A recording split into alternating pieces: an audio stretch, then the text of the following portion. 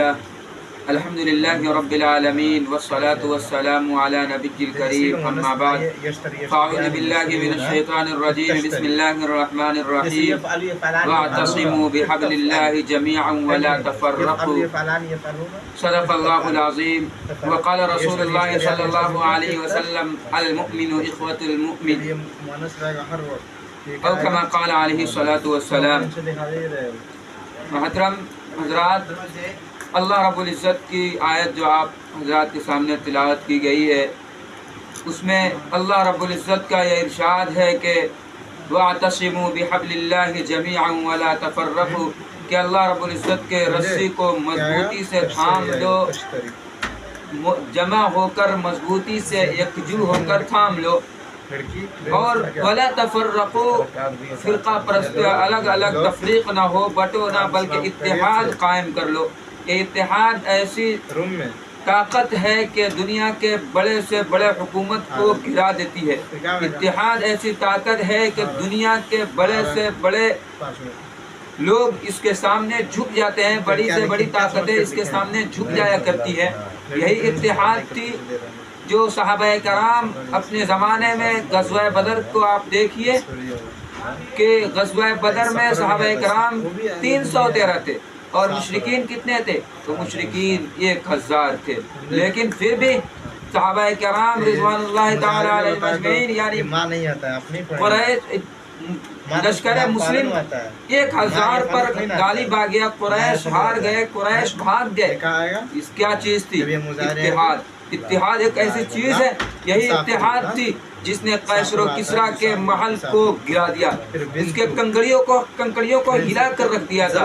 یہی اتحاد تھی۔ یہ اتحاد آج ہندوستان سے ختم ہو چکی ہے، مسلمانوں کے اندر سے ختم ہو چکی ہے۔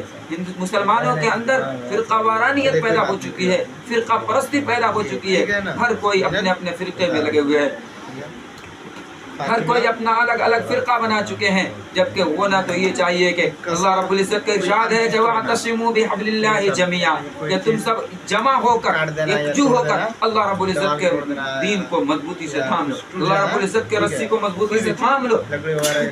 اگر انسان اللہ رب العزت جو منہج مقرر کر رکھا ہے، اللہ رب العزت نے مسلمانوں کے لیے، تمام لوگوں کے لیے جو منہج مقرر کر رکھا ہے، اگر اس پہ چلے تو جو بھی قوم ہو، چاہے وہ مسلم ہو، چاہے کافر ہو، چاہے یہود ہو، نصارہ ہو، کوئی بھی ہو، اگر جو اتحاد، جس کے اندر اتحاد آ جاتی ہے، وہ غالب ہی رہتا ہے۔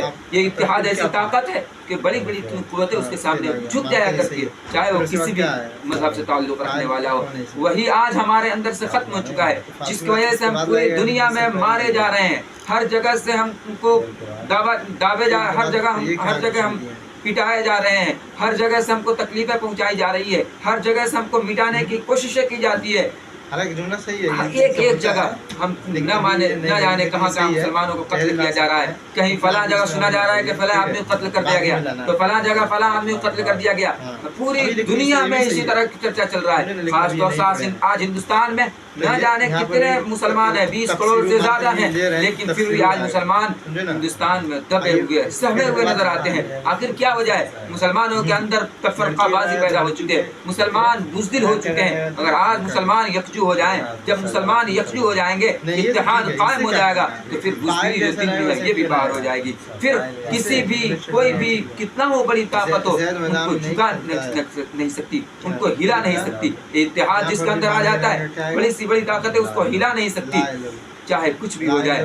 لیکن آج مسلمان یہ تو سمجھتے ہیں کہ ہم اتحاد نہیں کر سکتے، اتحاد کرنے میں ہمارا فائدہ نہیں، بلکہ اللہ کے رسول صلی اللہ علیہ وسلم کی یہ حدیث ہے کہ اپنے گروہ کو پکڑ لو، اپنے گروہ کو مضبوطی سے تھام لو۔ اگر تم گروہوں کو مضبوطی سے تھام لیتے ہو، اپنی جماعت سے لگے ہوئے رہتے ہو، تو جو دعائیں پورے لوگ کرتے ہیں، جو دعائیں کی جاتی ہے، ہر ایک دعا میں تمہارا حصہ شامل ہوگا۔ اگر تم اس جماعت سے، اس گروہ سے الگ رہتے ہو، پھر تمہارا اس میں حصہ شامل نہیں ہوتا۔ اگر ہم دعا میں حقدار بننا چاہتے ہیں تو یہ بھی ضروری ہے کہ ہم جماعت سے لگے ہوئے رہیں، ہم اتحاد کے ساتھ رہیں، کیونکہ نہ جانے کیسے کیسے لوگ دعا کرتے ہیں، کیسی کیسی شخصیتیں دعا کرتی ہے پورے مسلمانوں کے لیے، اس میں ہماری شمولیت کے لیے یہ بھی ضروری ہے ہم اتحاد قائم رکھیں۔ سب سے بڑی دنیا میں سب سے بڑی یہ ضرورت ہے اگر اتحاد قائم رکھیں گے تو ہم غالب آ سکتے ہیں. ہم جب تک اتحاد کو قائم نہیں کریں گے، جب تک ہم یکجو نہیں ہو جائیں گے، جب تک پورے مسلمان ایک ہاتھ نہ ہو جائیں، جب تک پورے مسلمان ایک جسم نہ ہو جائیں،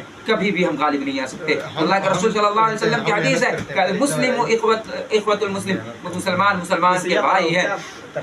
اس کے علاوہ اور ہے المسلم اخو المسلم، مسلمان مسلمان کا بھائی ہے. لیکن آج یہی مسلمان اپنے ایک دوسرے بھائی کو نقصان پہنچانے کے چکر میں لگا ہوا ہے، نقصان پہنچانے کی سازشیں کر رہا ہے. آپ ہندوستان کی تاریخ اٹھا کر دیکھیے، ہندوستان کے آزادی سے پہلے اور آزادی کے بعد جب بھی مسلمانوں کو حکومت رہی، آزادی سے پہلے جب بھی ان کی حکومت ختم ہوئی تو اس میں دیکھا جائے تو مسلمانوں کی غداری نظر آتی ہے. اگر مسلمانوں کی غداری نہ ہوتی تو آج یہ مسلمانوں کی حکومت ہندوستان میں ہوتی. لیکن مسلمانوں ہی کی غداری ہے کہ مسلم حکومتیں آتی رہی لیکن مسلمانوں کی غداری سے جاتے رہے. آپ جنگ آزادی میں نظر ڈالیں، وہاں بھی جتنے بہت بڑے بڑے لوگوں کو مسلمانوں کی غداری کی وجہ سے مار دی گئی. مسلمان خود غدار بنے اور مسلمانوں کو مروا دیے، مسلمانوں کو ختم کرا دیے، صرف اس لالچ میں کہ یہ چلا جائے گا، اس کا جگہ ہم کو ملے گا. لیکن نہیں، یہ جلنے والا شخص جو بھی اپنے ایک دوسرے بھائی سے جلے، اس سے حسد رکھے، کبھی کامیاب نہیں ہو سکتا. اور نہ وہ جماعت کامیاب ہو سکتی ہے جس پہ حسد رکھا جاتا ہے، یا نہ وہ جماعت کامیاب ہو سکتی ہے جو حسد رکھتا ہے. بلکہ اگر دونوں جماعتیں مل جائیں تو کچھ بڑا کام کر لیں. اگر دونوں جماعتیں نہیں ملتی تو کبھی کوئی بڑا کام نہیں ہو سکتا، کبھی دنیا پر غالب نہیں آ سکتے، کبھی کامیابی حاصل نہیں ہو سکتی جس طرح کامیابی حاصل ہونی چاہیے. ہو جائے گی کچھ مدت کے لیے، کچھ سال کے لیے، کچھ دن کے لیے، کچھ مہینے کے لیے کامیابی تو حاصل ہو جائے گی، لیکن وہ سراپا اور باقی نہیں رہ سکتی. یہ ضروری ہے کہ اتحاد قائم کریں. اگر ہم کامیاب ہونا چاہتے ہیں، ہم دنیا پر غالب آنا چاہتے ہیں، اتحاد قائم کریں. صحابہ کرام رضوان اللہ تعالی علیہم اجمعین کو دیکھیے کہ ان کے اندر اتحاد تھی تو سارا زمانہ ان سے کانپتا تھا. اس وقت کے سب سے بڑی جو حکومت تھی قیصر و کسریٰ، وہ لرز گیا تھا. انہوں نے اس کو بھی فتح کر ڈالا. صرف کیا تھی؟ یہ اتحاد کی طاقت تھی، یہ اتحاد کی طاقت تھی. لیکن آج ہم چھوٹے سے ملک میں، ایک دنیا کا ایک ملک ہندوستان ہے، اس میں بھی اگر مسلمان اتحاد نہیں تو کہاں سے ہندوستان پر غالب آ سکتے؟ صرف ہندوستان پر ہی غالب نہیں آ سکتے، دنیا کی اور ہندوستان کے باہر کے ممالک کی تو بات چھوڑیے. لیکن ضروری ہے کہ اللہ رب العزت کا جو ارشاد ہے وَاعْتَصِمُوا بِحَبْلِ اللَّهِ جَمِيعًا وَلَا تَفَرَّقُوا، کہ تم سب یکجو ہو کر اللہ رب العزت کے رسی کو مضبوطی سے تھام لو اور تفرقہ بازی میں نہ لگو. اب الگ الگ اپنا اپنا گروہ نہ بنایا کرو، بلکہ سب یکجو ہو کر کسی کام میں لگ جاؤ. دیکھو تمہاری کامیابی تمہاری قدم چومے گی. یہی اتحاد ہے جو ہر زمانے میں جو بھی قوم اتحاد کو اپنائی، ہر زمانے میں اتحاد کو اپنایا گیا. اور جس زمانے میں جو بھی قوم، جو بھی فرقہ اتحاد کو اپنائی وہ کامیاب ہوئی. کامیابی اس کے قدم چومی، دنیا اس کے سامنے گر گئی، دنیا نہ چاہتے ہوئے بھی اس کے قدم پہ آ کر جھک گئی. یہی اتحاد ہے. اتحاد ضروری ہے. اللہ کے رسول صلی اللہ علیہ وسلم کی جو حدیث ہے وہ بھی ضروری ہے کہ المسلم اخو المسلم، مسلمان مسلمان کا بھائی ہے.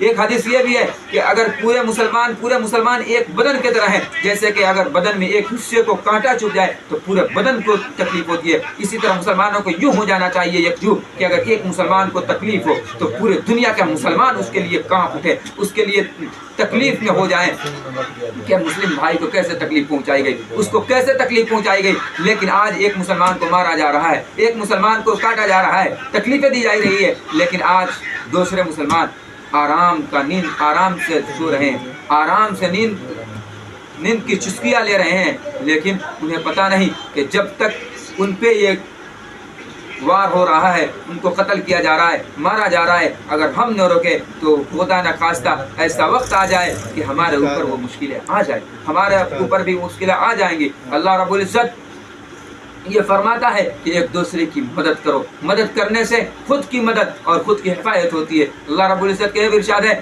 اللہ کے رسول صلی اللہ علیہ وسلم نے فرمایا کہ اللہ رب العزت کا ارشاد ہے کہ جب تک بندہ اپنے بھائی کی مدد کرتا رہتا ہے اللہ تعالیٰ اس بندے کی مدد کرتا رہتا ہے. تو یہ ضروری ہے کہ اتحاد اپنے اندر بسا لے، اتحاد کو اپنے آپ میں اتحاد کو فرض کر لیں. اور اتحاد کو بسا لیے، اتحاد کو اپنے آپ پر فرض کر لیے تو یہ واجب ہے. واللہ وہ قوم جو اتحاد کو اپنا لی کبھی بھی ناکام نہیں ہو سکتی ہے.